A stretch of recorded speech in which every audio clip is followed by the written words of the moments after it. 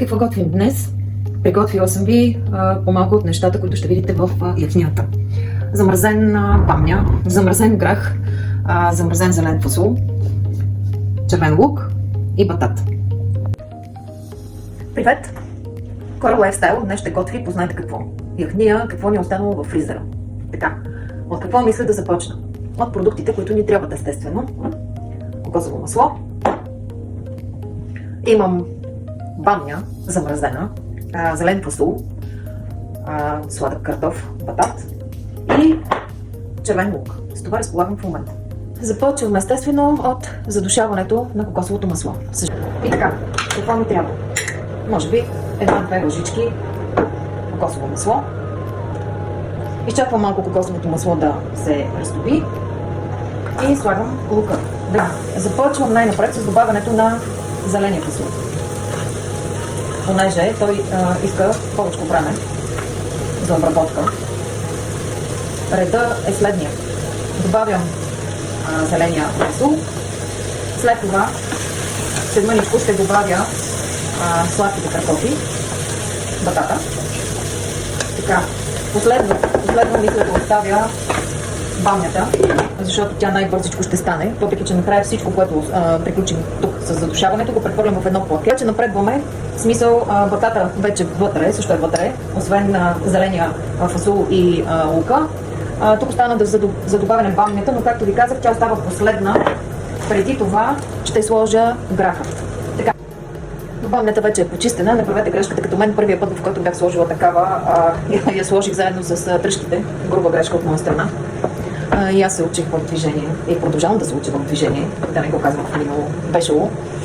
Така, нещата вътре повреждам малко. Добавям ги към бамнята. Абсорбатор вече не ни е нужен. Леко ми пълна до главата. Така, и продължаваме с подправките. Какво би било подходящо за бамня, грах? На грах обикновено слагам копър. Не знам в случая копъра дали би... Да, подходящо с батата, не е проблем. Мисля, че и с зеления фасул върви. Да, значи започваме.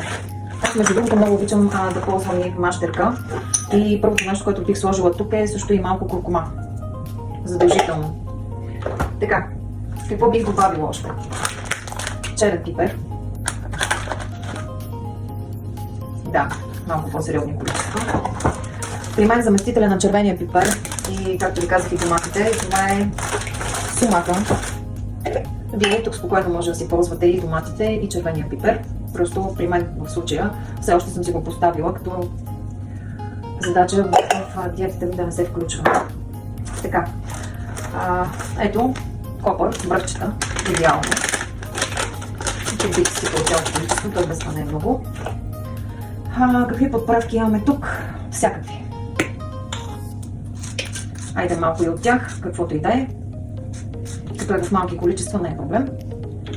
Така, и остава да добавя солта. Малко вода. Още малко кокосово масло, че това ми се струва малко. И в хладилника, извинявайте, в никакъв случай не го слагайте в хладилника, глупости говоря. Слагаме го в фурната на 180 градуса. Така мога да ви издам един мой хак. Така да се каже, сега понеже говорим за яхния, в крайна сметка аз и яхниите не ги обичам такива с много вода, течни. Обикновено искам да е нещо подобно на кашичка. Как я получавам тази каша, сега обяснявам. Единият вариант, който е лично за мен по-добрия, това е хващам част от нещата, които вече съм сложила вътре в яхнията, пасирам ги и ги връщам обратно с доливане на вода. Кашата се получава съвсем естествено. Вторият вариант е, понеже аз вкъщи съхранявам страшно много различни брашна, то ми са елда, коноп, кафяв ориз и така нататък. Сега се присетих, че тук имам и коприва. Не, обикновено я ползвам даже и като подправка в салати. Специално сега в случая съм си отделила малко вода, която разпърках с брашното от коприва. Така, мисля, че е достатъчно подходящо за яхнията. Заливам с нея. Сега като виждам, то не е достатъчно. Ще доля още малко вода. Но въпросът е, че тук може да ползвате най-различни брашна. Аз в началото, докато съвсем бях лик в такъв вид готвене, си добавях брашна от бадем, защото най-вече тогава готвех с бадемово брашно. Също става, също не е проблем. Сега просто имам повече различни брашна и затова си експериментирам. Ето сега и тук от елдата. Ще сложа още малко брашно от елда този път, че нещо друго не ми се вижда много окей. В смисъл, малко се съмнявам, че ще го сгъсти, иначе на вкус не се съмнявам, че ще го хубаво. Така, това беше. И така, приятели, горе-долу около 35-40 минути пекох яхнията. Не на 180 градуса, както ви бях казала в началото. Отказах се. Вдигнах я на 220. В интерес на истината стана достатъчно бързо.